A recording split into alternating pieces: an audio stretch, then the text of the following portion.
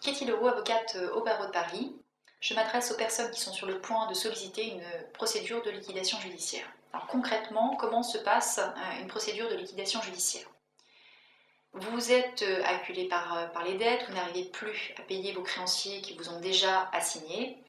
Comme je vous l'avais déjà indiqué précédemment, vous avez 45 jours pour régulariser une déclaration de cessation des paiements.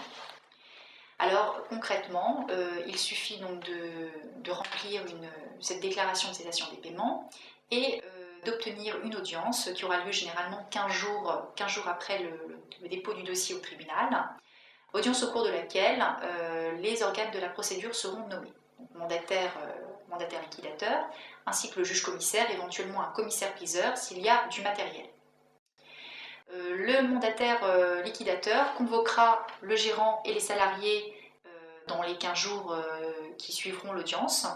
Les salariés seront licenciés, une procédure de licenciement économique sera mise en œuvre et si les actifs de la société ne permettent pas de régler les soldes de tout compte des salariés, eh bien, une procédure auprès du CGEA sera mise en œuvre pour régler les soldes de tout compte.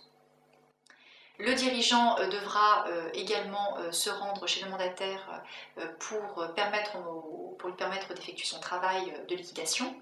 Donc soit rechercher un repreneur, donc vérifier que toutes les créances clients ont été recouvrées, donner un maximum d'éléments pour permettre au mandataire de récupérer le maximum d'actifs à répartir entre les créanciers.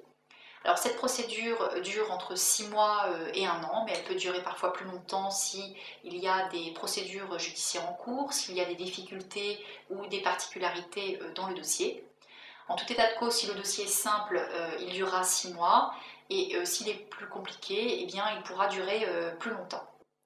À l'issue de cette procédure, le mandataire judiciaire, s'il estime que le dirigeant a commis des fautes de gestion, soit parce que la comptabilité n'est pas tenue régulièrement, soit parce que le dirigeant n'a pas coopéré à la procédure, il pourra toujours solliciter du procureur la mise en œuvre de sanctions, comme une interdiction de gérer une faillite personnelle ou la mise en œuvre d'une obligation d'aide sociale, c'est-à-dire une sanction pécuniaire, c'est-à-dire que vous pouvez être tenu personnellement sur votre patrimoine de payer les dettes de votre société en cas d'un certain nombre de fautes qui auraient été commises au cours de la gestion de la société.